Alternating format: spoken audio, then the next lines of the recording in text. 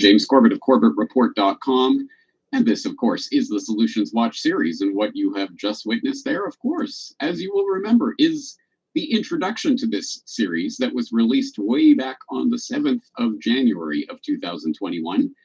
Do you remember that? I hope you do, because as I noted in a recent edition of New World Next Week, I think it is in all of our interests to revisit that introduction to this series from time to time, to remind ourselves of what the purpose of this series is, what I expect it to do, what I hope it will accomplish, and to set our expectations for it accordingly.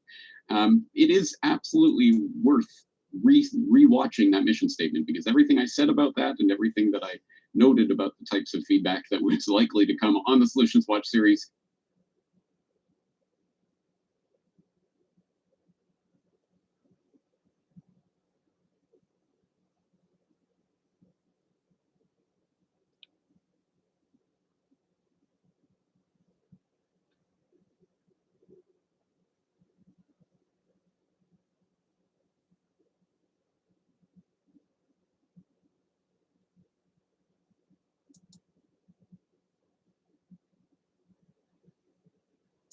is highly relevant. And so, as I said, I should probably repost that every week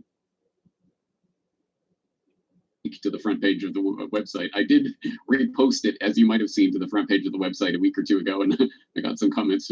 Why are you reposting this, James? Well, get used to it, because I will repost it again in the future.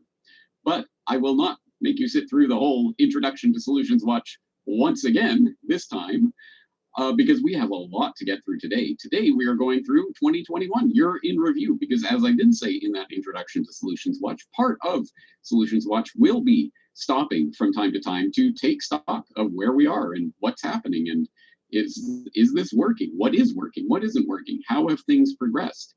Because, as you might notice from the corporate-controlled mainstream media, the news cycle is just the never-ending flow of, today's soap opera that we're telling you is important, and you should know about this detail about what happened in Uganda yesterday, despite the fact that it has no relevance to your particular life. You should be focusing on this story, and now this story, and now this story, and then this story, and never contextualize it, never put pieces together, and never ever follow up to see how things have progressed, right? Well, then, if that's what the corporate-controlled mainstream media is doing, perhaps we should try something different. So I'm going to go through the Solutions Watch series today with you to remind us all of what it is that we've looked at this year, and to take stock of what solutions have been useful, what have not, and where things have gone. So in that regard, I did solicit your feedback at the end of last week's edition of Solutions Watch. I realized that was not the prime placement for such a solicitation, so there wasn't a great deal of response, but there was some response, and there has been a lot of response over the year, throughout the course of the year, to the series, in, of course, the comments section at CorbettReport.com. So all of the links to all of these individual episodes will be there. Of course, you can always just go to the homepage and just hover over the audio tab, and then you will see the Solutions Watch tab. You click on that, and you will get the full Solutions Watch series. And there's a drop-down list. If you click on that drop-down list, you can look at scroll through every single episode and bring one up instantaneously. For anyone who doesn't know how to use a website, it is very handy for doing so. But anyway, all of the links to all of the things will be in the show notes for this episode at CorbettReport.com/2021 solutions. That will be the short link. So that's where you'll be able to find all of this material and the links to it, and you can go and scroll through the comments and things that we've received. Just as a general note on the series, I do note that Corbett Report subscriber Buzz did leave a comment in last week's edition of Solutions Watch about, I think, the series in general, that I think is a good way to set the tone and set the table for today. So let's read through that comment. Buzz writes, "Hello, James. I have to comment as I have a small, for a number, group with whom I share alternative information. We thrive on Solutions Watch." Thank you.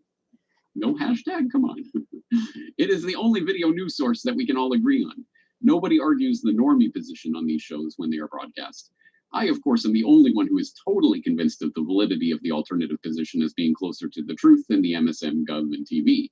Your evaluation should include the subjective side of those like my group who are split on vaccines, corruption, billionaires, and all the rest. It is because of your open-sourced approach, well-researched information, and clear presentations that your news reports carry sway. The first day we met as a discussion group, the first question I was asked is, how do we find solutions? That was 3 years ago, and every episode we recorded this year has helped us to move closer to finding our goal. And then he goes on to describe their goal, what really is turning the wheels of our modern society. And he says that he believes that the idea of narrative is the best insight to come from Solutions Watch this year. And I agree. I think that's an exceptionally foundationally important insight into the way that the world really operates, and one that we should be concentrating on as we look for solutions. So thank you for that, Buzz. I do appreciate that feedback, and good to hear that this is not falling on deaf ears, that there are people who are paying attention to this. So let's dive into it. You might recall, or you might not, that the first proper episode of Solutions Watch after the first introductory episode, so episode number 2, was Freedom Cells and the Greater Reset, which was the inaugural edition where I talked to John Bush of Live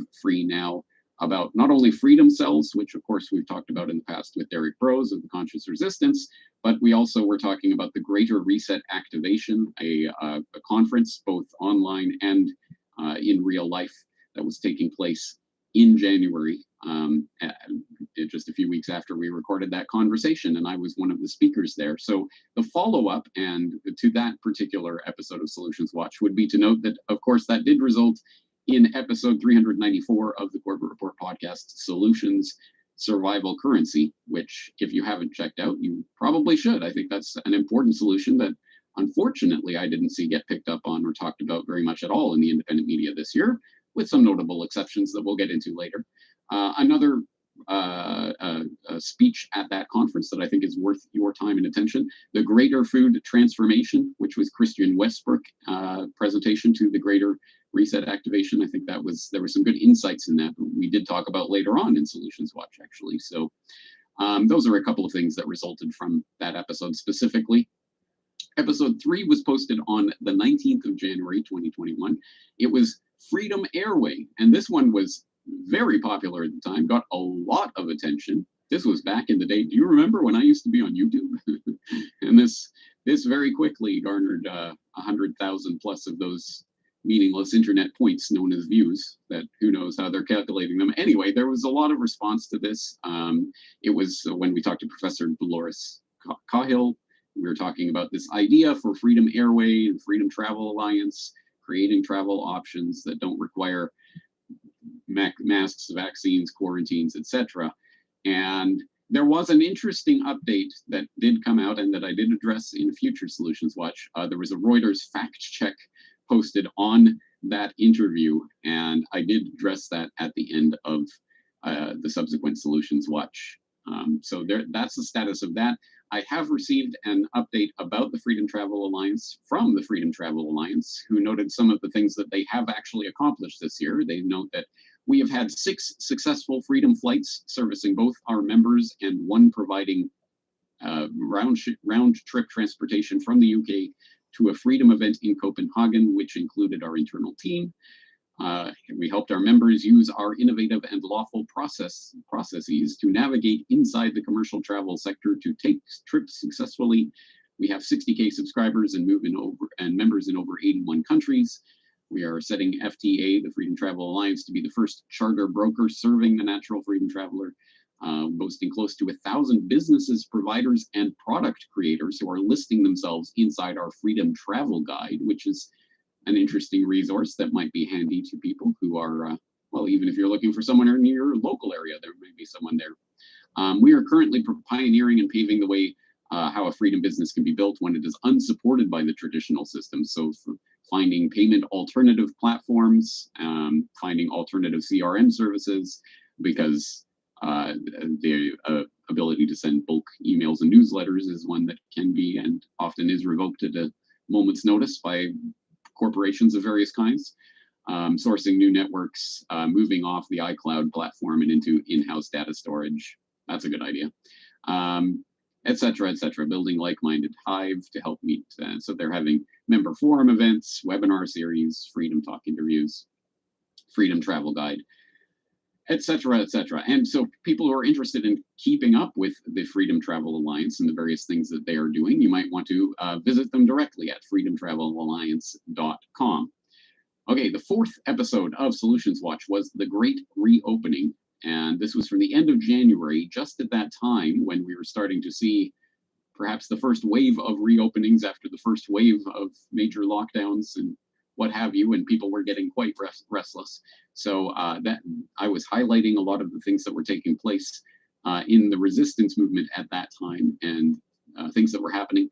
I'll have more to say on that later, but just note that that was happening at that time. And I did note a lot of positive feedback about that episode at the time. There were a lot of people saying, I didn't know any of this was happening. Thank you for highlighting it, which I think is part actually of what Solutions Watch is about.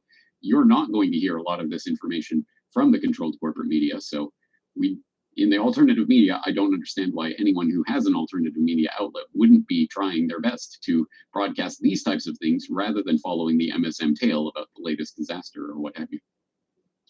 The next episode, episode 5 of Solutions Watch, was Citizens for Free Speech, where we talked to Patrick Wood of citizensforfreespeech.org about his organization, which at that time had 26,000 members and was seeking to activate people and at the local level and teach them how to communicate their ideas and combat the threats to fundamental freedoms.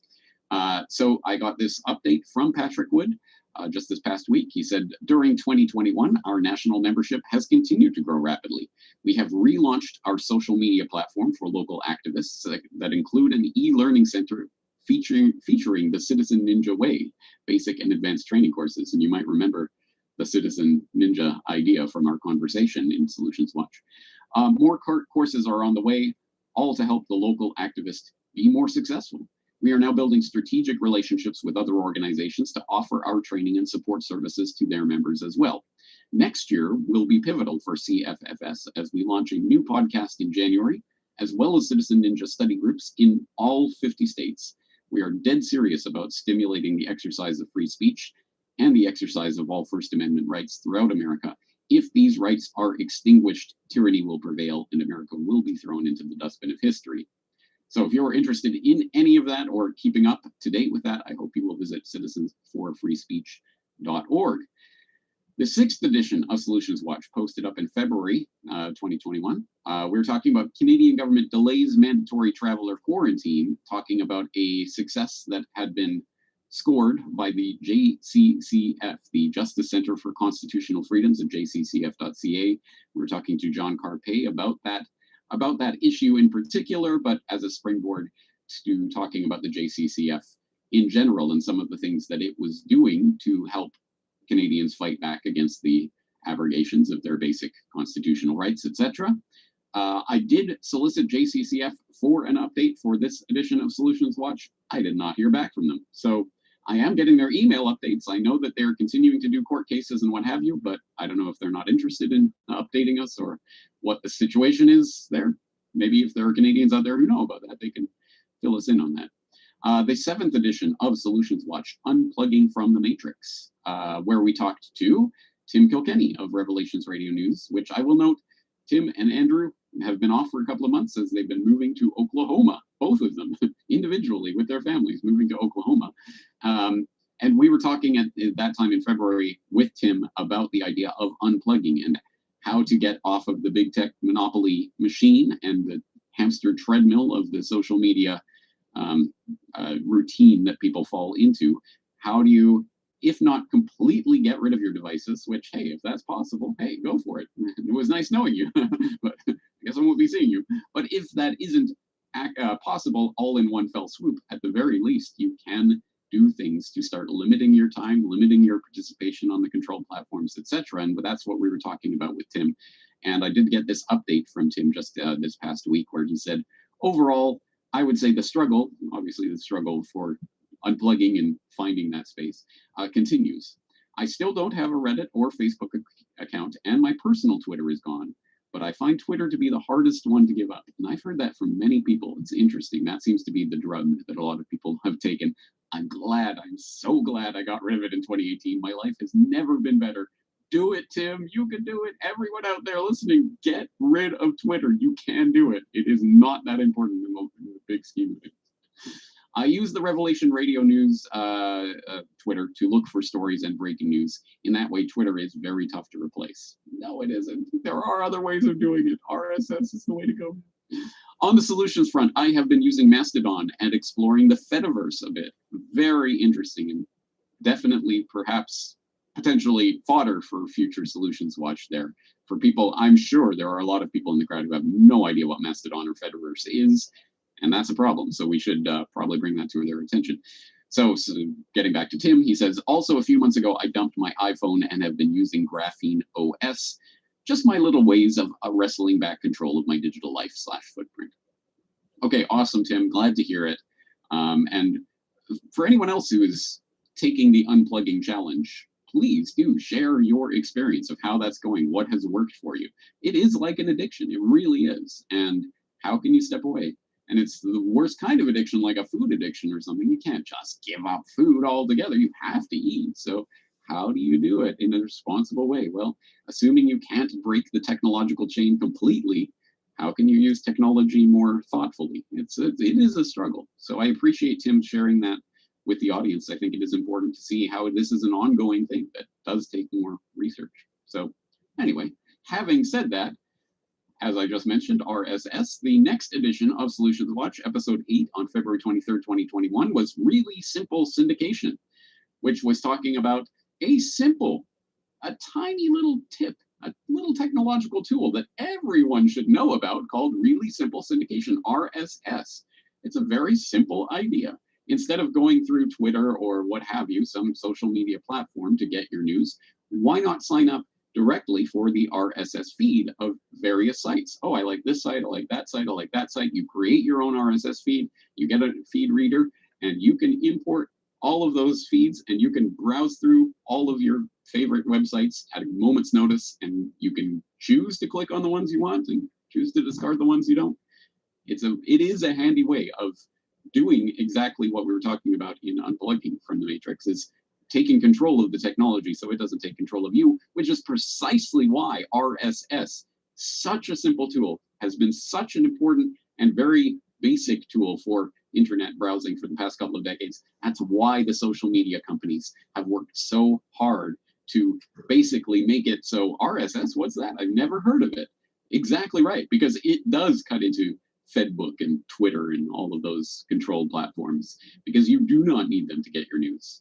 So it's such a simple thing, but so important. And if you don't know it, you're missing out. So I hope for anyone who doesn't know about Really Simple Syndication, please do follow the link and go and watch or rewatch that episode of Solutions Watch. I will note, if you want some of the feedback and things that I've received about it and the importance of this idea, you can find that in interview 1632 on corbettreport.com, which was my latest appearance on Unregistered with Thaddeus Russell. So I hope people have started using it. I did get some feedback from people who said, I just discovered this. Thank you. I'm just getting into it now. I'd like to hear how it's going and whether it has made people's lives better. Number 9, Solutions Watch number 9, March 2nd, 2021, how to present info for visual learners. Visual listeners, I wonder what that is. Where we were talking to Etienne de la Boétie Squared, the author of Government, the Biggest Scam in History, which is a book that explores this very idea. How do you present information in a visual way? Well, here is an example. So we were going through that book and the, I think, very, very great example of how to present info for visual listeners. And I'm not the only one who thought that. After that conversation was posted, I know that I believe the site was down for a little while. They had to ultimately take the ability to buy the book down for a day or two because they were overwhelmed with orders and completely ran out of stock, couldn't get it printed in time. So there was a lot of response to that episode, and I'm glad there was, because it is a great tool, I think, for unlocking minds. And on that note, we had this feedback from Corbett Report subscriber Jim, who wrote, for the visual learning episode, after watching, I bought a handful of copies of Government, the Biggest Scam in History. I've now given away more than 20 copies and some Liberator flash drives I made as well. And people can find out more about that in our conversation on Solutions Watch. I give these to people to help wake other people up, or to people who are actually starting to ask questions about what's going on. The back cover with all the politicians with halos is how I hook people, and it works like a charm. You can't unsee that, and it really sticks with people. Okay, that's the general tenor of the feedback I've had from that episode. Specifically, The Government, the Biggest Scam in History is a very popular book with people who are looking to wake people up quickly and in visual format and easy to understand, laid out in a way that you can just, it's a coffee table book. You can just glance through it and get the ideas. So it's very effective at that. And update, so for people who do find it to be an effective tool, you can be part in bringing out the next edition of Government, the Biggest Scam in History. More of which information is available at the Art of Liberty website, but specifically, there's an Indiegogo campaign that Etienne de la Boétie Squared has just launched to help fund the production of the 5th edition of that book. What makes this book so effective is that we've presented this information in the perfect way to share with others. You see, most people are visual learners, and they come to insight much faster when they're presented with visuals that illustrate complex information. The book has taken off like a rocket in the past several months, selling thousands of copies to 20 plus countries. What is even cooler is after reading the book, people are buying our Friends bundles of 5 or 10 copies. We've sold over 850 copies as gifts and Friends bundles. We're getting reports from around the world of people donating copies to libraries, putting them into little neighborhood mini libraries, making them coffee table books and Airbnbs, and small business owners putting them out for customers in waiting rooms, cafes, barber and coffee shops. We're on Indiegogo to help fund a new and expanded 5th edition of the book with new content exposing the scam of the COVID, the DARPA front companies that are algorithmically censoring the internet, and the unethically manipulative techniques used on the military. We are expanding our informational flash drive, the Liberator, to 32 gigabytes, containing information not only on the evidence of false flag terrorism for police state and hope shootings for gun control in previous editions, but also showcasing the government's foreknowledge of the COVID pandemic. Plus, we equip you with folders on volunteerism, explaining the market mechanisms that negate the need for government and prove that the world is a self-organizing place that produces spontaneous order. If you're a small business owner, we're also creating a guerrilla retail kit just for you. This gives you everything you need to host a pop-up bookstore and share in the profits of the book while educating your community. If you've ever wanted the right tools to share the ideas of liberty with your friends, family, and colleagues, then we'd love to help. Would you please consider pre-ordering a copy of the book, a Liberator flash drive, a Friends bundle, or one of our retail merchandising kits today? Thank you. All right, if you're interested in that, of course, you can go to the Solutions Watch episode where we talk to Etienne about the book. But you can also, of course, follow the link in the show notes to the book homepage, or you can go to the Indiegogo campaign page where you can watch that video in its entirety and or find out more information and or pre-order your copy of the 5th edition and help to make that possible. So all of those links will be in the show notes, corbettreport.com/2021 solutions. Moving right along, the 10th episode of the series, Investing in Agorism, which was a roundtable that we had featuring Tim Pachote, the Liberty Advisor, Jack Spirko, the Survival Podcast, and Sal Mayweather, the Agorist podcast. We talked about investing in liberty and how to create business, how to create wealth, how to invest, but also what investment means. And planting a tree is an investment. Looking at different ways of conceptualizing what wealth is and how we create it. And there was some feedback from that, but I know most specifically, I believe after that conversation, Tim Pachote became so overwhelmed that he had to start turning away new customers. And I know I did personally refer a few people to him, but also just the podcast itself, I think, got him some attention. I don't know. I would suggest if you are interested in that, rewatch the conversation. And if you're still interested, get in touch with Tim and see if perhaps he has more time at the moment.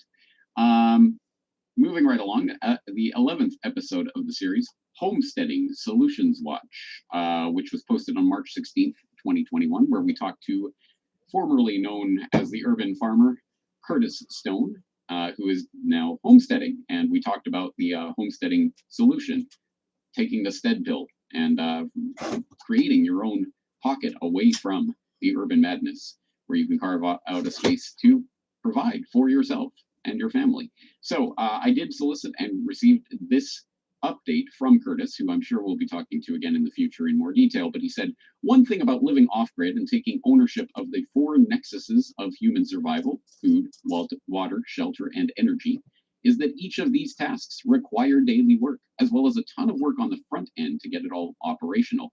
But the empowering part of that is that all of the work that goes into these tasks is yours and yours alone. It isn't stolen through taxation, inflated, or siphoned away with bank fees and surcharges. Like the old saying goes, with freedom comes responsibility. Here's a summary of these four nexuses of human survival and how they've affected us this year. Regarding food, the growing part is obvious, but what is most often overlooked is the additional preparation it takes. When you're growing your own stuff, you still have to do the work such as the cleaning, trimming, canning, freezing, and storing. These things are always underestimated by homesteaders. We spent way more time doing all of that than the growing itself. Regarding water, we have a 400-foot deep well that produces amazing water right from the mountain at a seemingly unlimited capacity. That water is more pure than anything we could buy. However, it is very hard, so quite a bit of time and resources has gone into filtering it so that our pipes don't constantly get clogged. Also, with our present situation, we didn't finish the home we were building, so we're still in the cabin where we did our last interview. The water here is stored in a 40,000-liter cistern, so we had to make sure that it was topped up from the well before the freezing weather came. As far as our shelter goes, about 3 hours a month goes into chopping firewood, and probably 30 minutes a day goes into maintaining fires and keeping our buildings warm. Now that the snow is here, some days I'm spending up to a few hours to keep paths clear so we can walk around safely, and my construction crew can get up our 1 kilometer driveway with 4 switchbacks. The driveway was actually something I totally underestimated in general. So far this year, I've spent about $40,000 and at least 2 weeks of man hours improving it for delivery vehicles. Regarding energy, we are totally off-grid. We have a 20 kilowatt solar system with 96 kilowatt hours of battery storage, as well as a 13 kilowatt diesel backup generator. For 8 months of the year, spring, summer, fall, the system requires very little attention because we are overproducing power. That excess power goes into pumping water uphill for the farm irrigation and fire suppression infrastructure and charging our electric car. During winter, it needs pretty constant oversight. Since most of our power comes from solar, during the darkest days near the winter solstice, we have around 8 hours of light, but are also pretty socked in with clouds. In November, for example, we had only about 6 days with actual sunlight coming through.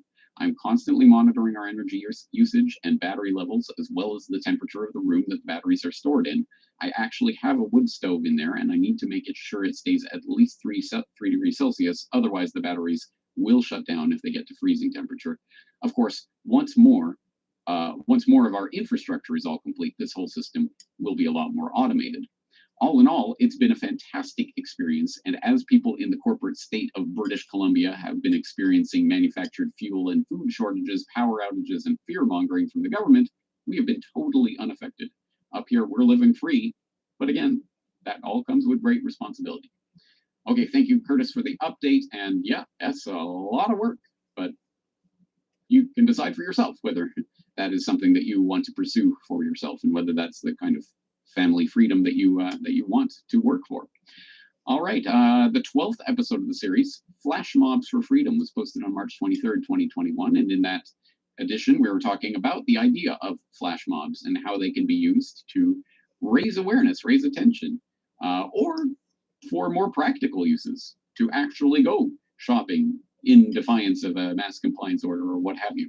And I examined that, and we examined various groups that were doing that. In some ways that I think it probably worked better than others, but at any rate, the idea is out there. I haven't had a lot of feedback about that concept this year, and I haven't seen a lot more examples of the flash mob.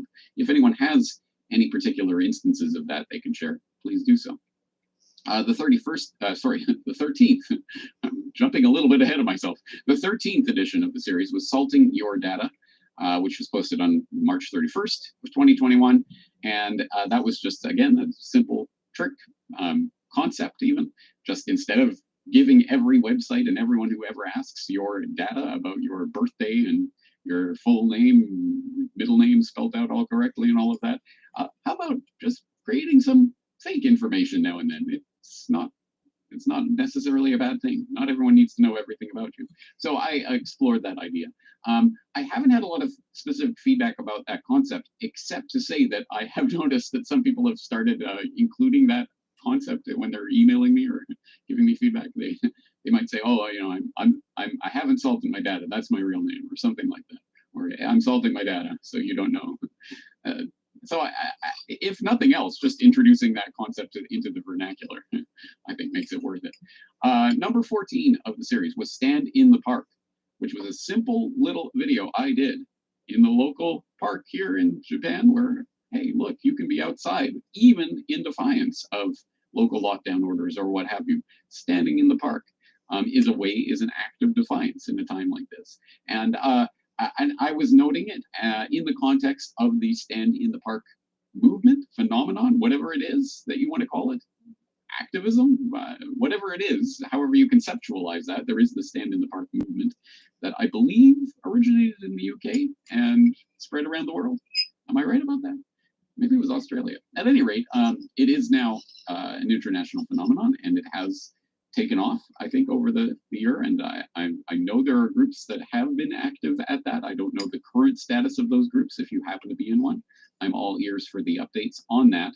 But I will note, specifically with regards to feedback on this subject, I will note, interestingly, the first comment in the comment thread for that edition of Solutions Watch was by corporate report subscriber Laughing Buddha. And then in an October edition of Solutions Watch, the picnic protest edition, Laughing Buddha was commenting saying, "Hey, James, you should cover Stand in the Park in Solutions Watch." And it had to be pointed out, actually, not only has James already covered that, but you actually commented on that. So that's just an interesting moment to reflect on, that because we are so used to just following this story, sometimes we forget what it is that we have actually already learned. And that's why this type of review, I think, is valuable. We do need to recall all of the different things that have been put out there and tried, and oh yeah, I forgot about that. Oh yeah, that didn't work. Whatever it is, whatever the feedback is, I think it's important. Okay, the 15th edition of the series was Choosing Chickens, where we talked to Jack Spirko, again, of the Survival Podcast, it was ostensibly about the idea of how to choose the right chicken breed for your backyard or your homestead. But really, the conversation was about permaculture and the concept of permaculture and how you choose and design things so that the systems work together and work in ways that you don't need to maintain them so diligently. And that was a concept that I know struck a chord with some people, including Corporate Report subscriber Taurus, who had this particular feedback about that. She says, I have been a suburban vegetable gardener for a while now, and increasing my family's level of food independence has felt ever more pressing this past year. We had been considering the addition of some small animals. Jack Spirko provided valuable insight on how to choose the right chickens, but it was the broader discussion of permaculture that ultimately grabbed my interest. I'd heard the term mentioned initially by the Ice Age farmer, but your conversation with this, new to me, survival podcaster, was the first I'd heard permaculture discussed at length, so I followed some links to the show notes. The following month, your Red Pill interview with Dakota Cohen added to my curiosity, and I explored the world of permaculture even further. Around this time, a friend told us about his neighbor who happens to teach a permaculture design course in the area. That moment felt completely serendipitous, and I was compelled to sign up for the program. I made the choice to invest in myself. Investing in agorism. The wealth of knowledge I have already obtained in the first few classes only scratches the surface of the lifelong learning this field of study offers. But this course is more than lectures about systems, designs, or techniques. Permaculture is rooted in values and principles that can be grafted into any lifestyle.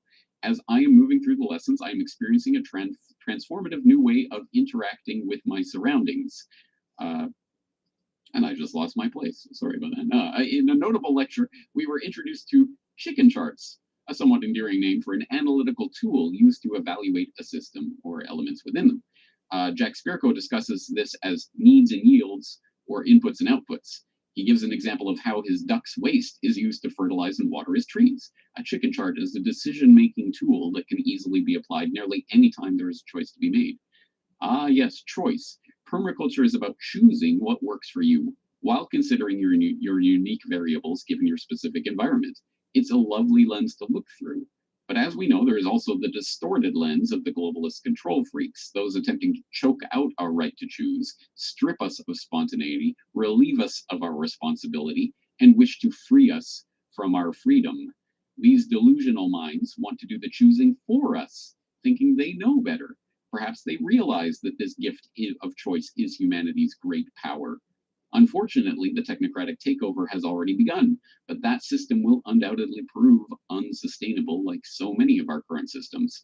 There is uplifting news, however. The Agora is here as well, energetic and evolving. If it is this system which is sustaining our freedom of choice, supporting our needs, and producing satisfying yields for those who choose to participate. Some choices we make in life are easy and obvious. Others require careful consideration, analysis, and deliberation. But ultimately, a choice is to be made. As for me and my family, we will be choosing chickens. All right. Thank you very much for that feedback, Taurus. I couldn't have said it better. Those are some very important and inspiring words, and I think you frame it very well there. It is about choice, which absolutely does come with responsibility. And yeah, oh, don't worry, we'll free you from this burden of freedom. You can just do whatever. You just sit back, microwave whatever crap we feed you from the supermarket, and everything is taken care of. You don't have to work to actually provide for your family, right? That's so much effort. Well, the choice is yours for now. All right. Moving on, 16th episode of Solutions Watch was Forging Vaccine Passports, where we looked at of course, the growing problem, vaccine passports, green passes as they're called in many places, and what do we do about that? And of course, the first level answer, the knee-jerk answer that a lot of people might have is, hey, forge one. If you can get a forged vaccine passport on the black market, hey, black market provides. So we looked at that concept, but I hope that you stayed around long enough to hear my warnings about that idea and how it may be applied. Saying, well, I don't know, I can't speak to your specific circumstances and what you need in a specific moment for a specific purpose, but on the general concept, is this the solution to the problem? Is this a structural solution to the problem of vaccine passports? It absolutely, assuredly is not. And the more that we play into the system by, oh, look, I'll just forge a vaccine passport and it works for now, good enough, the more that we ultimately actually institutionalize that system. We are playing into it, we are participating in it. So I do not think it is a good idea in the long run or a structural solution. Unfortunately, it seems that the NFL players and others only listened to the first part of that Solutions Watch episode because, as you may have seen, a lot of them have been being caught with their vaccine passports, their forged vaccine passports. Anyway, moving on, the 17th edition of the series, How to De-Google, where we talk to Rob Braxman, the internet privacy guy, about de-Googling phones, etc. Moving away from Google Maps and YouTube and Google Drive and Gmail and all of the other gooey, disgusting ways that big tech inserts its fingers into your digital private life. There was a lively commentary in the comment section of that edition of the series, so I'll refer you to that. I haven't had any feedback about that recently, but I do, from time to time, I do put Rob Braxman videos in the recommended viewing section of the Corbett Report subscriber newsletter. So hopefully Corbett Report viewers, our members, are keeping up to date with his work. Number 18 was boycotts, which was a Solutions Watch episode about the idea of boycotts. And again, a simple idea, question mark, right? You've heard of boycotts, surely. Yes, I'm boycotting that business. I don't like what they're doing. I'm not going to buy from them. But there is a flip side to that coin, a boycott. Hey, I like that business. I like what they're doing. I'm going to give them my business. I'm going to go out of my way to make sure I buy, I go to that cafe and have a drink there because they're health freedom compliant or whatever. right? Whatever it is, it's not just boycotting. It's not just eliminating those things from our lives that we don't want. It's also supporting those people and businesses that are doing things that we want to support. And again, that's just a little mental switch that we need to flip from time to time to realize there is another side of the coin, and it isn't just about focusing on the negative. It is about supporting what we want to create on the planet. And I believe, off the top of my head, I believe Andrew Hoffman either mentioned that in a conversation where I was on Revelation Radio News, or they mentioned it in the podcast at some point. But I seem to recall, maybe it wasn't Andrew Hoffman, but someone I remember saying, "Oh yeah, I hadn't thought of that concept, or I hadn't heard that before." So I hope, at the very least, I have switched at least one person's mental switch on that issue to see that it's not just boycotts; it's also boycotts. But I haven't heard of any successful boycotts or any campaigns or anything. If there are any campaigns of that sort going around, let me know about them. I'd be interested to hear about it. And number 19 of Solutions Watch was non-compliance at travel checkpoints, where we talked to Dan Dix of pressfortruth.ca, where we looked at the video of how he responded to a "May I see your papers, please" road travel checkpoint that was in place in BC at that time. And we talked about non-compliance and how it can be applied in that specific situation and more generally. And so I just received this update from Dan about this topic. He says, travel restrictions have been lifted in BC. However, mask and vax pass mandates have been extended, creating all sorts of new opportunities to not comply with the tyranny. I am not vaccinated and I don't wear masks, and I've managed to continue to live my life in the way that I want to. And the reason why, to put it simply, is that I'm exempt because I say I am.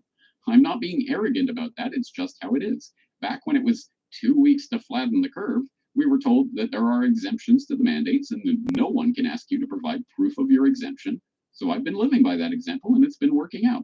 Having said that, my best piece of advice throughout all of this is to remain calm, cool, and collected when dealing with enforcers of COVID-1984, because for the most part, they are not fans of this either.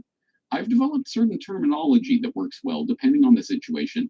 Like, for example, anytime I walk into a store that has mandatory mask signs all over it and someone approaches me saying you need to have a mask on, I'll often say, I'm not able to wear one, unfortunately. It's entirely true. I'm not able to because it goes against my intellect. And the word unfortunately passively lets the enforcer know that I'm not being selfish as the media wants them to think, but rather there are circumstances personal to me that won't allow it. 9 times out of 10, it ends there. They leave me alone and I continue to do what I wanted. If, however, the enforcer has been watching far too much television and my response is not acceptable, I will then calmly and respectfully inform them that I will no longer be a customer and I leave never to return again. In this way, I've been able to figure out who the Karens are that should be boycotted and who the freedom lovers are who should be supported or boycotted, if you want to put it that way. If a restaurant refuses service because I'm unvaccinated, I boycott them, but if they decide to serve me, I leave a very large tip. Non-compliance is the way out of this COVID-1984 nightmare, but there's no reason why it can't be done with a smile on your face and love and compassion in your heart. Absolutely. Thank you for that, Dan. I couldn't agree more. Absolutely. If you go into this in a war zone mentality, it's me against the sheeple, I'm going to show them, you're probably going to get the fight that you're looking for. But if you do it with love and compassion, and you state what you believe, where you stand, you state it firmly, 9 times out of 10, people will go along with it. So that's something to keep in mind. Anyway, I'd be interested to hear other people's experience with such things. Number 20 of the Solutions Watch series was anti-ganda, where we looked at positive propaganda that could be spread in various ways. We looked at stickers and posters and other sorts of ways of putting this information out there in the world. And on that note, I will note some recent feedback I received from Zoe, who notes that one thing that we've been doing in my town is buying our sticker making machines and blank stickers and making small messages to get people to think. For example, a quote from Jacinda Ardern, "We will continue to be your single source of truth." Or, "They fought for your freedom, don't give it away. Say no to vaccine passports." Just simple little phrases like that. We stick them on toilet cubicle doors, changing room doors, fence posts, street light posts, etc. We have also printed huge signs with vaccine info and pro-freedom messages, and we stand along the side of the road holding them at rush hour. That's great. That's Anti-Ganda at work. Awesome. Hats off to you. Thumbs up. Thank you for doing that work. And if there's anyone else that you know of that's doing that kind of work, bring it to our attention, and hopefully we can spotlight it. 21, so the 21st episode of Solutions Watch, posted on June 1st, was how to access the Library of Alexandria, Solutions Watch. And this was where, of course, I was talking about the exceptionally simple answer to the question that I get a lot of times. I'm looking for this extremely rare book, or hey James, have you read this book? I know it's extremely hard to get and it costs several $100s, but it's worth your time. And often I will reply within about 3 minutes of receiving that email, oh, I just found it on archive.org, here it is. And I can read the whole thing without paying. Imagine that. So I have heard from people who did not know about that resource, and at that time I did get several emails from people saying, hey, thank you, you just saved me hundreds of dollars, etc. On the flip side, I did receive one feedback on that from someone once who evidently is not a listener, at least has not heard my podcast on Steal This Podcast Please, and more importantly, has not listened to or watched the video of Kodomo-san's IP Freely, because he was indignant that, James, how are you promoting this stealing, this theft from the authors of these books? Which I'm going to assume means that the person who is writing this email not only has never been to a library, but actually actively protests libraries. How dare you steal these books and give them away to people for weeks at a time? This is unacceptable. It's just weird, the way that people understand certain ideas and concepts, isn't it? Anyway, 22, the 22nd edition of Solutions Watch, Ice Age Farming, where we talked to Christian Westbrook about farming, about growing food systems, the attack on food systems that is clearly taking place right now, and more importantly, what can be done about those problems. We talked about the principles of soil husbandry, etc.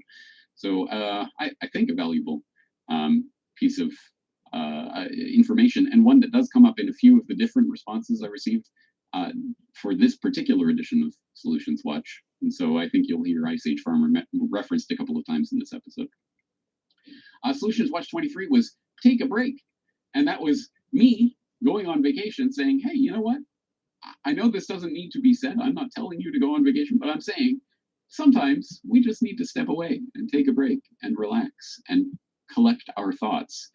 The New World Order will still be being constructed tomorrow. You can just relax for a minute and take a little break when you need to for your mental health, etc. So a pretty simple concept and pretty simple presentation. The result of that Solutions Watch, from my own personal feedback to that episode, was I did take a nice, refreshing break and got a chance to collect my thoughts and catch up on some reading and decide, you know what, Brock, we're gonna come back and we're gonna do the biggest documentary I've ever done. And we're still in the process of that documentary, more in which will be coming shortly. So it was a good break, and I'm gonna need another one very soon. All right, Solutions Watch 24, communicating this info to others, where we talked to Benny Wills about his course Parrhesia, which is helping people to unlock their voice, communicate their ideas broadly, effectively, finding ways that people can develop platforms for their voices and how to present themselves, etc. A useful conversation. I do note that I'll note the feedback that I got from Benny just this past week. He says, Parrhesia has turned into a smashing success, and your volley earlier this year, Solutions Watch, really helped to elevate its relevance. You know you've created a good course when no one wants it to end. As a result of its popularity, I created an ongoing graduate workshop called Parrhesia Pro. I had 61 people total sign up for season 2. 30 of them were in the workshop advanced tier, and the other 31, the standard tier students, just got the presentations. I also had 5 one-on-one deluxe students, all of which have since signed up for Parrhesia Pro. I'd say about half of my total students came from our interview, so thank you.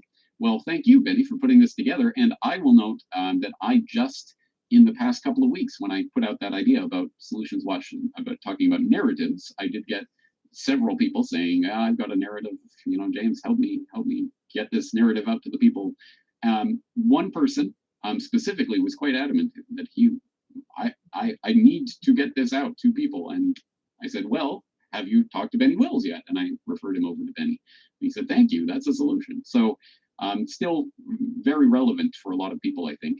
And don't take my word for it. There are testimonials from various students that are up on the web that you can watch for yourself.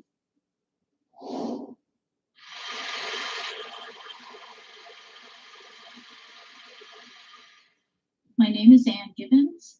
I'm a cartoonist and illustrator. I live in New York City, the belly of the beast these days. And I want to highly recommend Benny Will's course, Benny and his course, Parhesia, for anyone who, like me, has found it excruciating that I can't talk to people, closest friends and family, how difficult it is to communicate and how confounding it's been.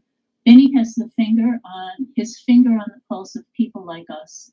I took Benny Wills' Parhesia class, and it was a great opportunity to be a part of a community of really lovely people from all over the world. And of course, Benny's presentations are super poignant. The workshops are really inspiring. And it was a really great opportunity for me to discover for myself what's holding me back in my communication. So Parhesia's helped me to more clearly form and communicate my thoughts on the fly. I used to walk around with all those thoughts swimming around in my head, feeling like after a conversation, what was up there really never got the chance to come out fully, at least not clearly. So Benny's helped me to slow down my thoughts in the moments, to focus on what needs to be said and how it needs to be said. The exercises that we did in the workshops and also his classes on Tuesday nights and our one-on-ones helped me to figure out how to craft messages and get them in a more condensed form that people might actually want to listen to. Benny's presentations were clear and easy to understand. They were full of ideas that, when internalized and put into practice, will, without a doubt, improve your self-confidence and make you a more engaging person to speak with. If you are interested in learning more about Parhesia, you can check out the links to those various video testimonials for the full versions of them, or you can, of course, check out the course at the course website. Moving right along, the 25th edition of Solutions Watch in July 13th of 2021 was Teaching Children About Liberty, where you'll remember that we were talking to Connor Boyack about the Tuttle Twins series of children's books, doing exactly that, teaching children about liberty. And I did receive response from several listeners who did confirm that they had gone out and either were readers of the series or had gone out and purchased some for their children. Of course, I have the couple, 2-3 books that I have myself, and don't tell, but I did get one more for my kids that I hope will arrive before Christmas. Update-wise, people who are listeners to the Lines of Liberty podcast, you might have seen my recent appearance, but you may have also seen Brian on the Electric Liberty Land sub-podcast of Lions of Liberty from December 2nd, had a new Tuttle Tunes is Libertizing Adults via Kids podcast post up, where he talks to Connor about the Tuttle Twin cartoon that is now available on ThemeTube. Well, I haven't checked it out yet. I would sincerely hope they would consider posting that somewhere else. But if anyone has checked out that series, let me know if it is worth exposing children to, and I might do that myself. And if it is,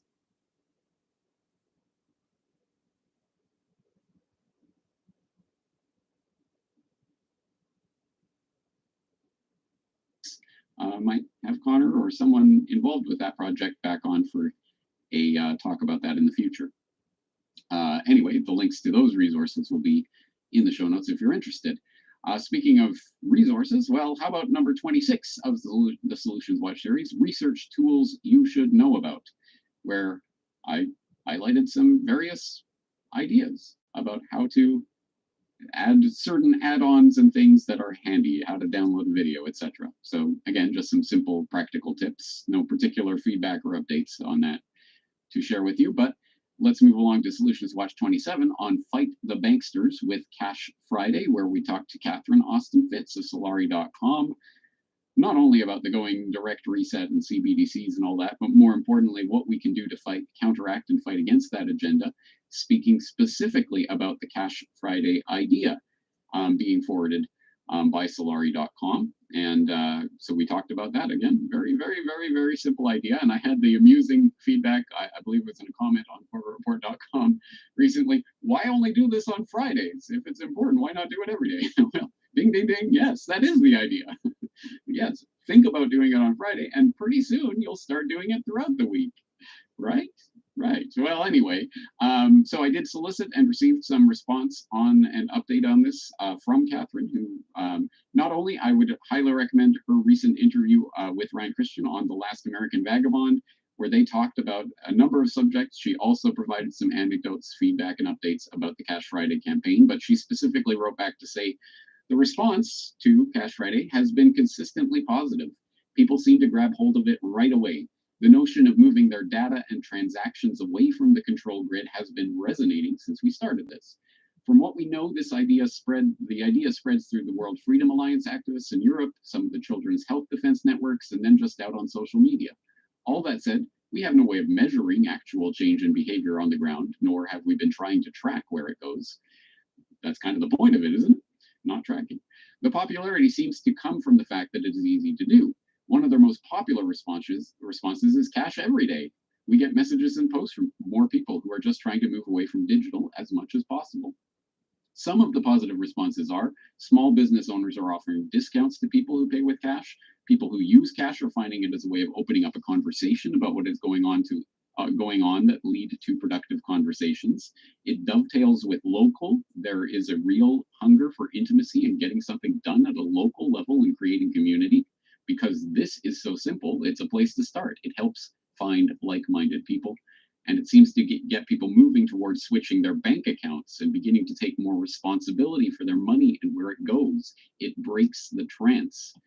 Some of the negatives, a lot of businesses in this area will not take cash, is feedback that is often received, or I'm just one person. It is not important what I do.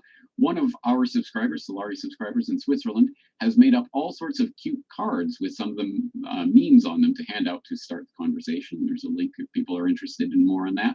And the video of Augustin Karstens, the executive director or whatever he calls himself of the BIS, talking about how we'll be able to control money and turn it off and on and all this. It continues to be effective in galvanizing people to understand the importance of action.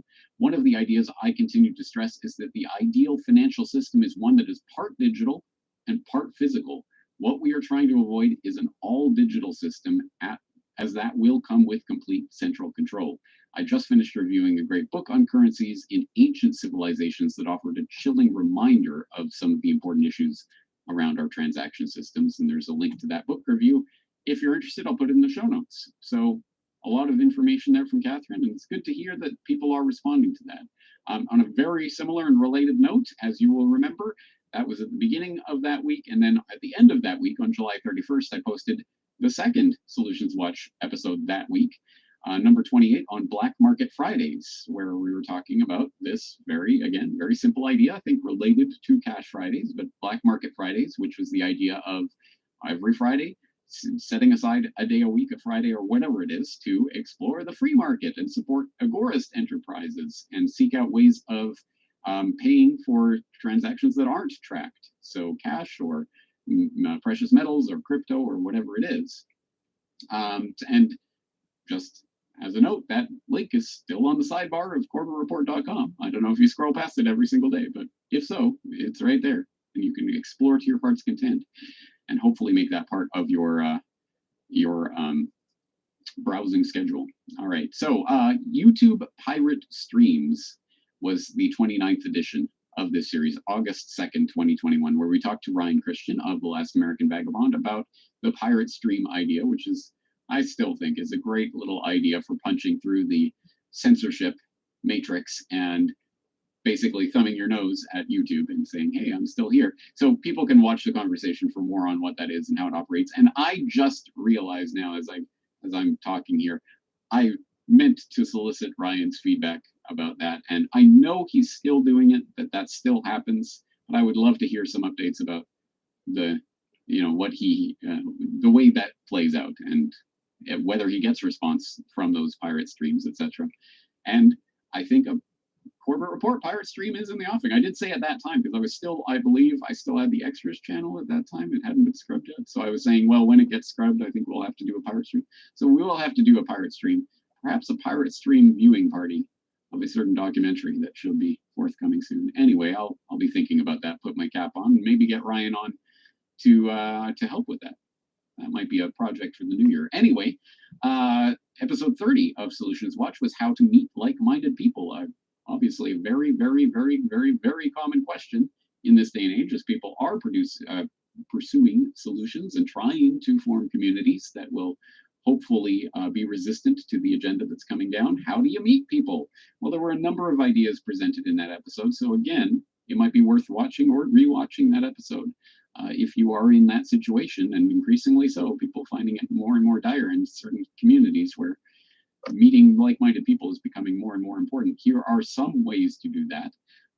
I did offer a number of different ideas at that time in different websites. One of them was Unjected, which is portrayed generally in the smear jobs by the corporate media as Tinder for anti-vaxxers. But as I pointed out at the time, yes, there is dating function to that app, but also just meeting other people is one way that you can go about it.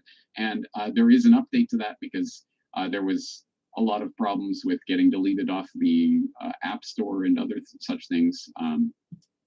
So I just got an update on that from Shelby Thompson, who I interviewed in that episode of Solutions Watch. She says, we were deleted off the App Store in August due to censorship. However, we're pleased to announce that it's available again on Apple Store for download. So you can search for it in the Apple Store. There's a link here to that if you want. Their newly designed app has new features and is set to release shortly as well.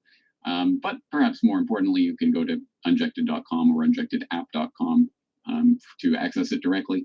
I did have some feedback from various people who were having problems with the site at that time.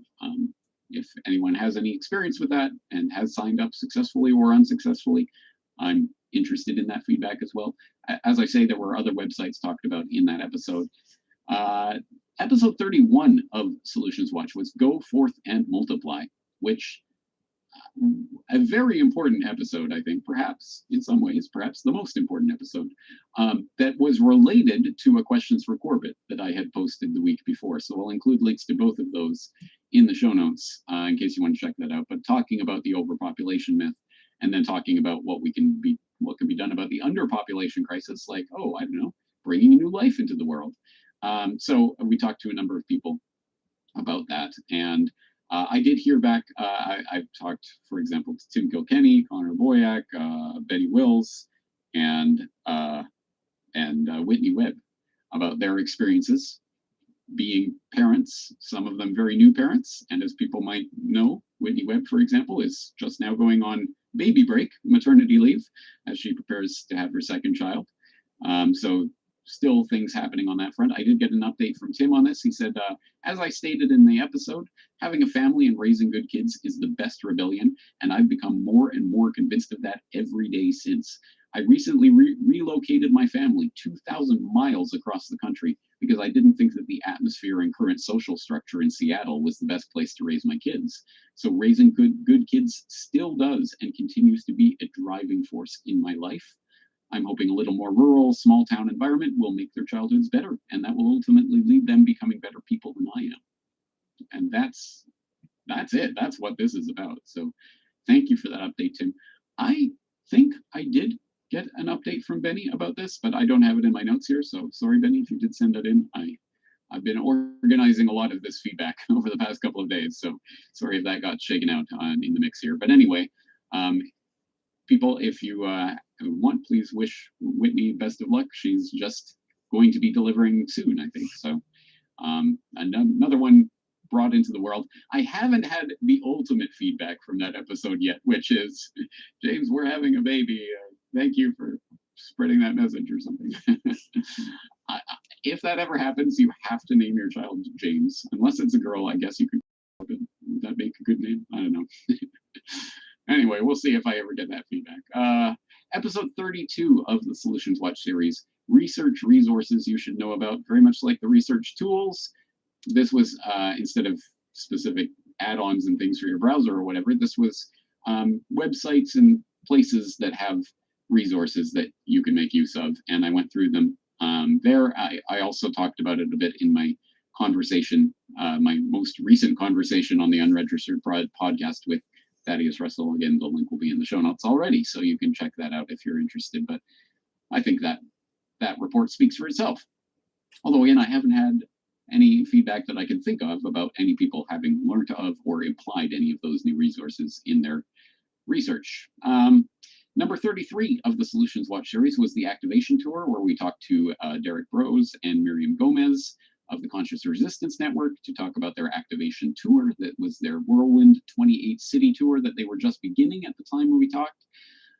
That tour, of course, did take place, and I have this feedback from Derek about it. He says, the activation tour was a huge success across the United States. Miriam and I visited 29 cities with an average attendance of 90 people and an audience of 150 in San Francisco, where people already have to show Vax passports. We also volunteered in every city, hosting marches, community garden events, park cleanups, and COVID outreach. The response in every city was overwhelmingly positive. We were able to connect in person with many of the Freedom Cell groups, which have been growing exponentially since March 2020. We met groups who connected via the Freedom Cell Network and the Greater Reset and are now buying land together, growing food, pulling their kids out of the school system, and building local community. We will absolutely be doing another tour of the US in the spring, summer of 2022. But first, we're going to do a Mexico activation tour starting in February. Speaking of the Freedom Cell Network, we saw the network grow to over 30,000 people from around the world using our website and forming cells on Telegram, and others doing it purely offline. I believe 2022 will be the year the network grows to over 50,000 people worldwide and has the potential to reach 100,000. Our next goal is to build the counter-economic job market for those losing their work. We will also continue to work on the building of parallel services, health, education, travel, food, etc., which are desperately needed right now. Awesome. Hats off to you, Derek, and to all the activists out there that are around making this happen rather than just talking about the problems, out there actually making solutions. This series is to highlight the work of people like that. So thank you, Derek, for that update. Episode 34 of the series, Fighting Vaccine Mandates, September 22nd, 2021, where we were talking about the growing problem of vaccine mandates and health passes and all of this. So an interesting bit of feedback I got from a listener in Vermont. He says, a group of concerned Vermonters in my local area came together last winter at a time when social gatherings of any type were not permitted, in part to create a bit of community and mutual support, but also to form a group with shared, clearly delineated beliefs that include bodily autonomy as a core tenet. We hope that this could be used to better legitimize efforts to invoke religious exemptions to mandates that we expected to soon face. I penned what I thought would be an inclusive statement of faith that the group then agreed to adopt as our defining document. It reads as follows, and this is the Shady Real New Church Statement of Faith. We believe as a priori truth that consciousness is both central and fundamental to the human experience. We believe that the conscious mind is a sacred expression of divinity. We believe that the conscious mind makes immanent the transcendence of the soul.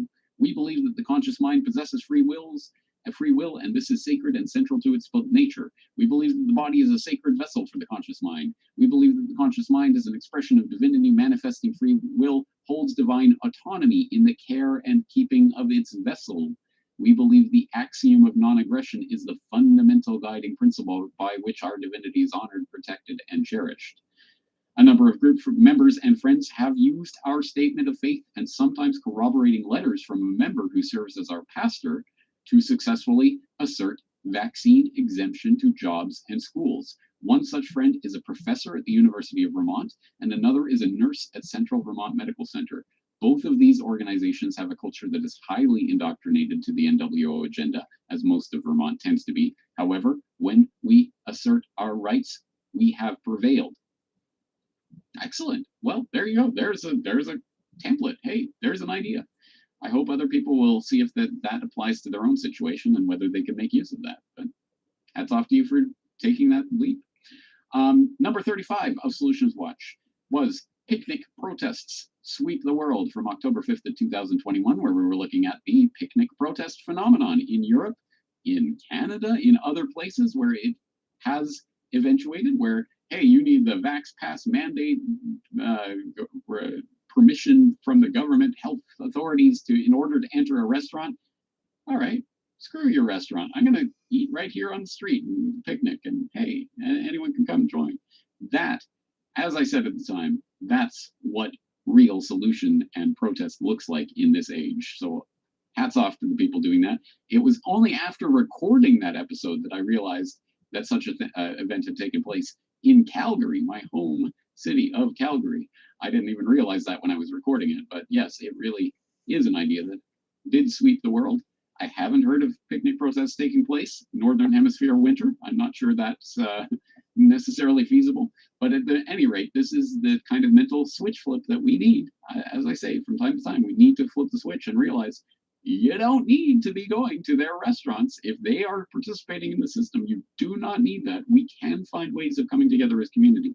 I will have more to say on that in the very near future. Solutions Watch, number 36. RICO rings, farm shares, and farmer bazaar. We talked about the concept of RICO or RECO rings, as well as farm sharing and farmers bazaar and other ways that people can source food from local sources. And on that note, we had some feedback from a subscriber, Edo, who writes, one specific Solutions Watch thing I used is the simple, but at the same time seemingly hard to take the step solution to buy things directly from the farmer at his farm with cash, obviously. It felt good to support a local farmer this way. While thinking of ways to find more farmers, I had the idea to make a bumper sticker saying something like, I buy my food at my local farmer. I still need to think of something more creative. I don't know, I think that does the job. Later, I found this website, findfarm.nl, where you can give your location and they show farmers in the area with some details about things like what you can buy and opening hours. I emailed this website with my bumper sticker idea that maybe the farmers who registered there should get these stickers and hand them out to their customers, but they didn't reply. No. Anyway, this is a small thing, but I know many people would like to do this, but they need a little push or just the idea at the right moment to take this step. And if enough people did this, the farmers could survive the land grab from the banks, who, by the way, convinced them to get loans and modernize their farms, only to find that they could not expand because of new regulations. Oops. Excellent. Well, it's good to hear that real on the ground, boots on the ground. This is what it looks like and feels like feedback. So thank you for that, Edo. I appreciate you taking those steps and sharing them with us. And some of the things, I think the bumper sticker is a good idea. I think, yeah, I hope someone somewhere will implement that so that it does catch on. But at any rate, yes, taking those steps is important, and sharing how they go for you is important as well. Episode 37 was the bystander effect. So October 20th of 2021, we talked about the bystander effect, this seemingly simple paradox. The more people who are around to help in a given emergency, the less likely that any one individual will actually stop to help. So how do you bypass that? What do you do to actually activate people in an emergency and get them to do something? And how can you flip that around and use people's social cues and, oh, should I be doing this, in order to help motivate people to do things? And that I had a lot of feedback about that episode being a very important episode. In fact, there is a group, cago.fr, which I don't really know about, but they took it upon themselves to do a French translation of that episode because they thought it was so important. That French translation is linked up in the show notes of that episode of Solutions Watch. I'll link it up here in the show notes of this episode of Solutions Watch. Also, I had a number of pieces of feedback from people who tried my challenge at the end of the bystander effect in various ways, and here's some feedback from subscriber U_Jim, who writes, regarding the bystander effect, I've had great results from just going about my day without a mask. I live in a county in Colorado that has an indoor mask mandate, which I ignore. One specific success story was going bowling. My girlfriend and I went to meet a friend at a bowling alley. Signs for masks were everywhere. We just ignored them and did our thing. No one said a thing about us not wearing a mask. What I noticed is that regardless of whether someone had a drink or not, the people bowling around us all started to remove their masks after 30 minutes or so, including taking them off their kids, thank goodness. When we were done, we went to pay, and while our friend did not have a mask on when bowling, he felt compelled to wear one when we paid at the end. He was surprised when we left the building that we did it without any issues. Seemed to have an effect on him. All right, so I've heard various iterations of that, and some people successful, some people unsuccessful. At any rate, I just like to see people trying to set that example. I think it is important. The 38th edition of Solutions Watch was How to Disarm Propaganda, where we talked to Mark Crispin Miller, the NYU professor, and of course the curator of news from Underground, about his specialty, i.e. propaganda, how it functions and how to identify and dissect it and thus disarm it. I thought that was a particularly interesting discussion because obviously it relates back to a lot of what I've discussed regarding Propaganda Watch over the years. But flipping that around into the solutions realm, well, what do we do with this? How do we analyze and dissect propaganda so that we can disarm it? And then how do we expose it to others? And on that note, I did get some feedback on that just this week from someone who wrote, from Mark Crispin Miller, who was writing a general update to his subscribers about his ongoing situation with New York NYU. As people might remember, and if you don't, you can refer back to our earlier conversation from earlier in the year where we were talking about his turmoil with his colleagues at NYU and having been essentially forced out of his propaganda course and he had to sue his colleagues for libel and all of this, just the craziness. If you want the background on that, please see our earlier conversation. But here's the update on that. Mark Crispin Miller writes, on Wednesday afternoon, that's December 8th, I was informed by Jack Knott, Dean of NYU's Steinhardt School, that his office's review of my conduct, carried out at the insistence of my department colleagues last October, finds that my teaching has not violated any of NYU's policies, and therefore that the university will take no further action in my case, as there isn't one. This is, of course, good news, so it may be churlish of me to observe that since they came to that conclusion in the spring, they might have let me know before this week. In any case, this decision is a great relief for two reasons. First, I no longer have to worry that I might be harried any further by the university over this matter anyway. And second, through this formal exculpation, NYU has tacitly disavowed my colleague's slanderous petition to the dean back in October 2020, demanding that he order that review because they argued my conduct in the classroom had violated NYU policy.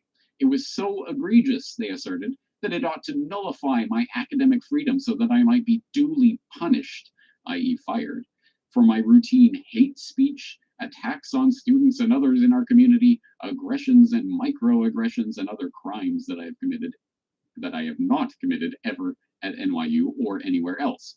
It is because of these wild lies and my colleagues' refusal to retract them or even to reply to me about them that I am suing them for libel. While we await the judge to rule on their motion to dismiss, filed back in February, I am encouraged that the university appears not to support their drive against me, and I continue to look forward to my vindication as a victory for academic freedom and free speech. Hats off to Mark Crispin Miller for persisting in this. I know it's a big ordeal and a big brouhaha, but he is winning, and it is important to highlight those success stories as well. The 39th edition of Solutions Watch was Getting Off the Electrical Grid, where we talked to Bob Anderson about how to build up energy independence through solar and other means. And I did have some feedback on that episode, but I hope you noticed in my recent conversation with Ernie Hancock on Declare Your Independence, he provided me some direct feedback from someone that he knew about that episode. I got an email just last night, late, and it was from a guy that watched the video of you interviewing Bob Anderson. Well, he works out at Palo Verde.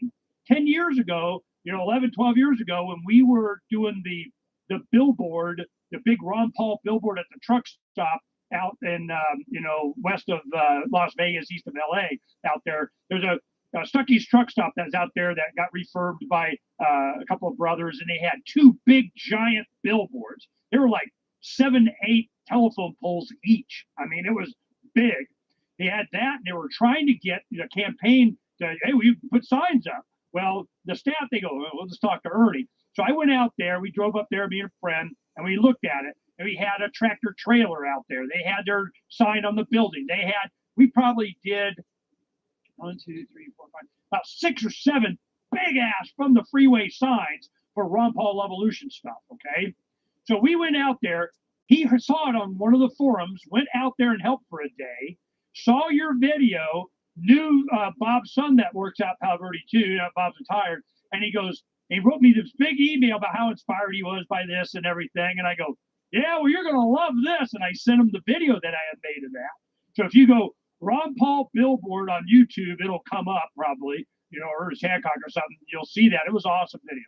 And he got that. He was telling me about how inspired he was by your videos. He's just like, it's all full circle, man. It always comes around. This is somebody that was inspired by the Levolution, over a decade ago that participated. I go, yeah, and you're out Palo Verde now? Well, guess what? Bob used to distribute our newspapers out there. Guess what you're getting? Awesome. So that's what's coming. Okay, awesome. Love it. So small world after all, and you never know how these sorts of episodes are going to get out there and reach various people. So let's move on. Solutions Watch number 40, Writing a New Narrative, December 1st, 2021, where, of course, I hope you remember, it's just a couple of weeks ago, where I was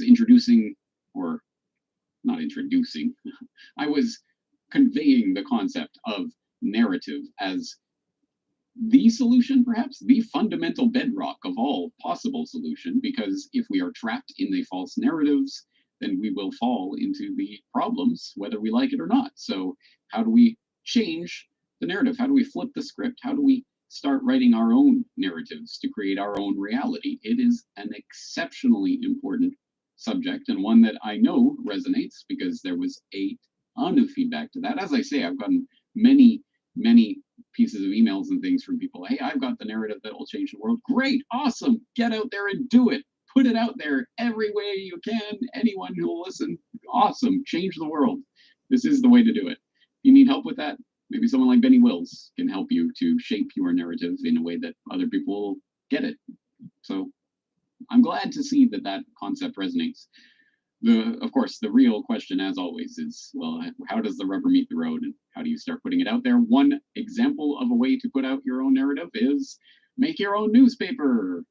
Episode 41 of Solutions Watch, which, of course, was just last week. So we're talking to Ernie about that, and we had some feedback about that already. Not only has there been a good response to that, and I've heard from several people who are even thinking of starting their own newspaper or distributing this one, but for example, Ian writes in, he was, as I talked about at the time, the Sovereign Independent in Ireland. Ian was part of the crew, the Sovereign Independent boys, who were out there distributing that paper back in the day, producing it. And he said, I just watched the Solutions Watch episode and was delighted to see you with my newspaper, The Sovereign Independent. I attached the PDF here for you, and if you wish, I can send you a new hard copy. Thank you very much for that offer, Ian. I will not be taking you up on it because I don't want to use your supply or resources. I'm sure those hard copies can be put to better use. I already know the material in them. And I did link up the archived version of those for people who want to check that out. You can read those papers yourself today. He says the whole thing we tried to awaken our brothers and sisters, and we used much resources, and they were in no way infinite. So as we never recovered enough to make the venture sustainable, we ended up running out of time, money, and indeed friends. But we have a new site, the irishsentinel.com, where we share articles and write a few. We have Reality Bites Radio, where we try as amateurs to get information out. Awesome. Glad to hear that. The guys over there in Ireland still kicking around, still doing it. So yes, this is not necessarily going to be a money-making venture. You might be able to find a way to make it into a money-making venture, and if so, hats off to you. But at any rate, it's a labor of love, and I think that shows in the end product. So thanks to the Sovereign Independent guys for doing that in that newspaper format, and now for doing it in the website podcast radio show format. I also heard from a listener in Ontario who writes to say, I thought maybe you could include a physical newspaper from Canada that recently expanded into the USA, druthers.net. It fits exactly into this topic and shows that real world solutions are more common than we sometimes assume. Excellent. And finally, I got some feedback from Marty in the UK, who also left a comment in the last episode where he wrote about how I found a copy of the Light newspaper, in a local cafe in January this year. It's a fantastic way to share information and was key in spreading the message in those early days, notifying people of stand in the park gatherings, as you also drew attention to, and getting locals together. Communicating via paper offers many advantages, as it can be passed around, left in prominent places, and distributed in a variety of ways. The best recent example I have of the power of the printed word was recently when I moved out of my flat and I used a copy of the Light paper to act as an envelope for the keys I posted through the letterbox of the lettings agent last Friday. I received a phone call later that day from an individual working at the estate agents who has been awake for 15 years but had not heard of the Light paper and was delighted to read it. We spoke an hour and 20 minutes about all sorts of truth and what is happening locally. Awesome, great. That's it. That's how this functions. It is a great way of meeting like-minded people, if nothing else. So good to see that that idea is already catching on. Hopefully it will spread even further. And that being said, I guess episode 42 is the review episode. So 42 episodes of Solutions Watch this past year. I hope that some of this has been useful to you. That is the intention. And of course, not every solution is going to be applicable to everyone in all situations at all times. And it is not a magic light switch that's going to make your life instantly better. But little things can add up and can improve your life and change your situation. And that is the point. Focus on what we want rather than the bad things that the bad people are doing to us. Oh, poor us. No, we are agents in this world. We can do things. We act and we can change reality. And that's the point of Solutions Watch. And I will just offer as a final cogitation for any of my alt media colleagues who might be listening in on this and who might still be listening even at the end of this very long episode, might I suggest, instead of just following the MSM tail and reporting on what the MSM is reporting today, how can you change your operations to focus more on what we can do with this information? How can you make solutions more of a focus? I find there are still very, very, very few regular programs like Solutions Watch out there that concentrate solely 100% and only on solutions, activism, what people can do in the world with this information. So hopefully there will be more of that in the new year. There will be much more Solutions Watch and solutions-oriented material from the Corporate Report in 2022. I very much look forward to that. A couple of more things dropping at corbettreport.com between now and the new year, so I hope you will be ready for them. Get your socks on so that they can be blown off. But on that note, we're going to leave it there for today. Please leave your comments, feedback, things that have or have not worked for you with regards to solutions this past year, what you want to see more of, all of that. Leave it in the comment section of corbettreport.com, and we will learn our way forward together. That's the point. Having said all that, that's going to do it for today. James Corbett, corbettreport.com. I was keenly aware in 2007 when I started the website. Part of the reason I started the website is because, hey, we are in the internet era. Things are happening, whatever. Loose Change documentary just became the most viral video of all time, hundreds of millions of views and whatever. All of this stuff was happening. It was so exciting. So I wanted to be part of that and to put my voice out there and reach as many people as possible. And I thought of it in that context of reaching into the matrix to pull people out of it. So, okay, I would never in a million years sign up for a YouTube account, but here I am signing up for a YouTube account because I know it is the way to reach people. So that was essentially the first part of what I guess has become my mission. If I have a mission per se, it was to reach out as widely as possible, to cast that net, to get this information to as many people as possible. But I think this is the time of consolidation. I mean, I can't at this point. My hands have been chopped off metaphorically, so I can't reach out with that net in the way that I used to. But I don't think that's even necessarily the most fruitful use of my time and energy at this point. The point, if there was any point to reaching out and trying to get this message to as many people as possible, it was to activate them. and to get them involved in issues that matter, in shaping the world, changing things. I don't just want to talk until I'm blue in the face about, oh, here's what the bad people are doing to you. No, no, no. What do we do with this information? How do we grow a community that will see us through these times? And in a sense, I know this sounds, this can be Pollyannish or whatever. People will take it in whatever way they will take it. But it is absolutely true that we cannot progress and actually create something new in this world until we face the dark times of tyranny growing. That is when freedom and people who care about that will rise, and new things will happen, and battles will happen, and we will not win every battle, and things will look dark. And who knows, in the end, we may not win. I don't know. All I know is I want to live my life by the principles that I believe in, fighting for the things that I actually want in life: family, community, togetherness, people with other people in community, living life in beautiful nature. That's what I want. And so we have to go through some dark times to get there, because unfortunately, as the last 100 years or so of the Western developed liberal democracies have proven, if people are just, have enough beer and popcorn and baseball games and whatever, they'll just sit back and let things happen, and things will go to hell. And here we are, we're in hell. So, I hope the people who have woken up by this point are looking for ways out of this. And that's ultimately what I see. This is what I'm interested in, at any rate. I don't know what my role is, what my mission. I don't like to speak in such sweeping terms, but I know just personally, I'm motivated and interested in what we can do to actually shape things for the better.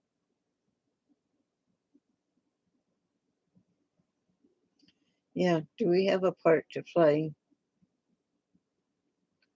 Are we passive observers?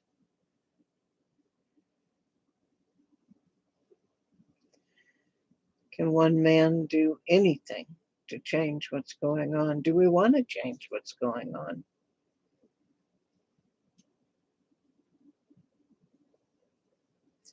Guess we all have to try to figure that out for ourselves. This I have recorded as a reference.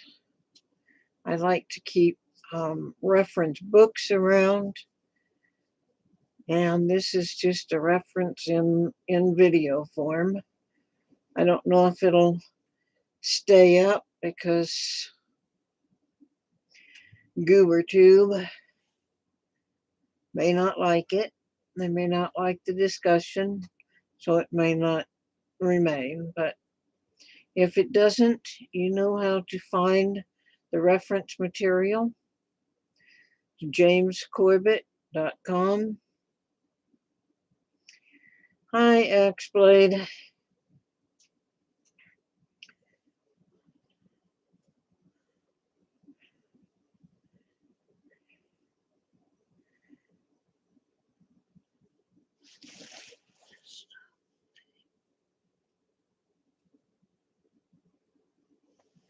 Stop the alteration. Yep. Well, you don't have to worry too much about code here, because James put things out very clearly, because he's not on GooberTube. So it may or may not stay up. I hope you're not in the floods or tornadoes or anything else. Take care, everybody. I'm going to close out here. Be safe. Pray incessantly. Things are going to get really bad next year. So we've got to have a way to survive it and even fight back to whatever degree we're able. Take care, everybody. Bye-bye.